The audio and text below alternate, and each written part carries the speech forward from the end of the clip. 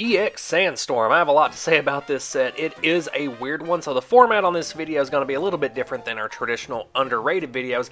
I'm going to start with the underrated cards, and then we'll talk best and worst at the end.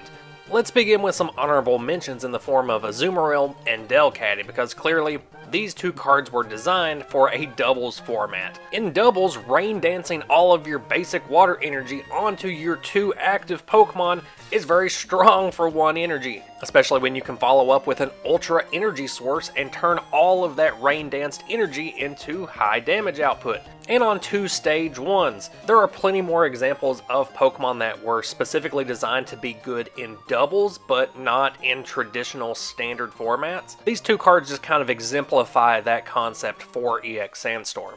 First up on the actual underrated list is a card that does see play but doesn't get enough recognition for what it actually does, Lynette's Net Search. It's easy to compare this card to something like Pokemon Fan Club or even Dunsparce's Strike and Run attack, and wonder why you would waste a supporter slot on it, when you have to choose 3 different basic Pokemon. In most EX era decks, this is not going to be a drawback. You have multiple lines of Pokemon in almost every single meta build. In Gorobus, you're not just looking for Clamperls, you're also looking for Dunsparce and Electrike and Metatites, all in the same go to get your setup. There's so many one-off Pokemon in this format, like Jirachi, and Pokemon EX are not excluded from this, so you could go grab the entire EX Haymaker trio if you want. The EX era is chock full of powerful draw and search cards and engines. In comparison to that, Lynette's Net Search is not a great card, but I do feel like it's an overlooked card. Speaking of all the amazing draw and search power you got from EX era supporters,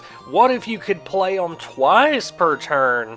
Kinda. Next on the underrated list is Sandstorm Sableye. This Sableye gets overlooked mainly because there are just better Sableyes printed after this one. These card designers just really love Sableye. This one in particular, for one colorless energy, can use its supernatural attack to look at your opponent's hand and use the effect of a supporter card you find there. As I mentioned earlier, this is either going to draw you a lot of cards or it's going to let you go get all the pieces you need for your setup out of your deck and get them either into your hand or into play. Early game, this is an insane amount of advantage, basically being able to play 2 supporter card effects, sometimes before your opponent can even get one. You're not always going to hit a supporter card, and you're not always going to hit the type of effect that you want or need, which is why I can see the card being overlooked just because of those inconsistencies. But even if you don't hit anything, you're still getting to look at your opponent's hand, which is its own form of advantage. To top the underrated list for EX Sandstorm, let's just talk about fossils. Root Fossil and Claw Fossil actually do stuff, and they have 40 HP, so they're out here making Mysterious Fossil look like a chump.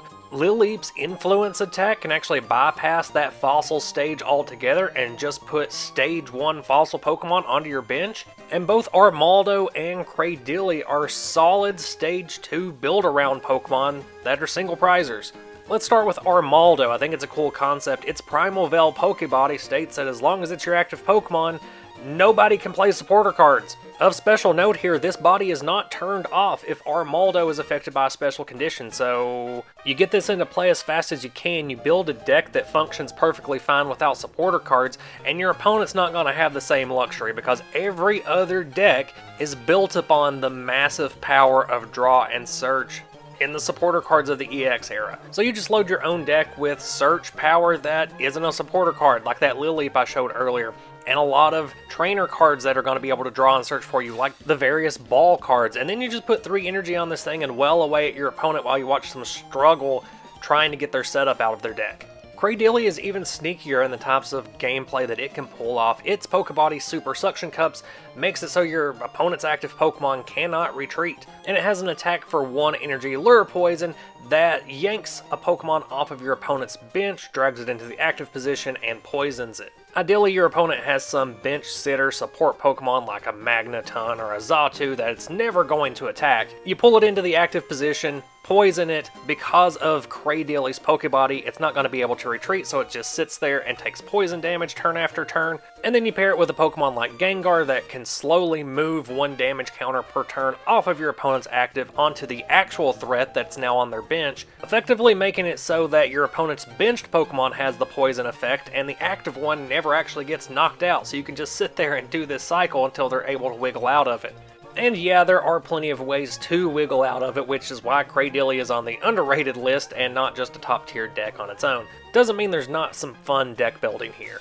Now, as promised, let's talk about the best cards in the set. They're Dunsparce and Gardevoir EX. I don't think there's any argument there. These are just the two best cards in the set. When it comes to the worst cards in the set, I think we really need to start talking about the EXs that aren't Gardevoir. Okay, Wailord, you go wait outside. You don't have to be part of this conversation. But Aerodactyl does. It's a Stage 1 EX with 100 HP and a Pokebody that's pretty situational.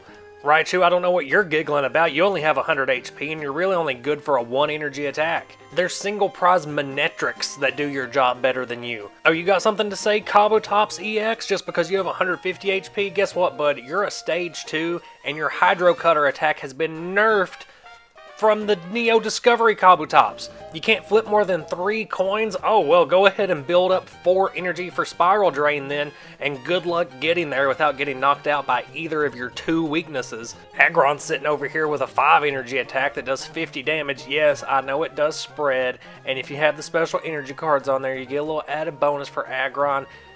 Yeah, good luck using this card. You know what, Typhlosion, you get a pass. You are kind of usable in doubles, I guess. I mean, you're still outclassed by a single prize Blaziken, but that's okay, buddy. That's alright. Just get your juice box.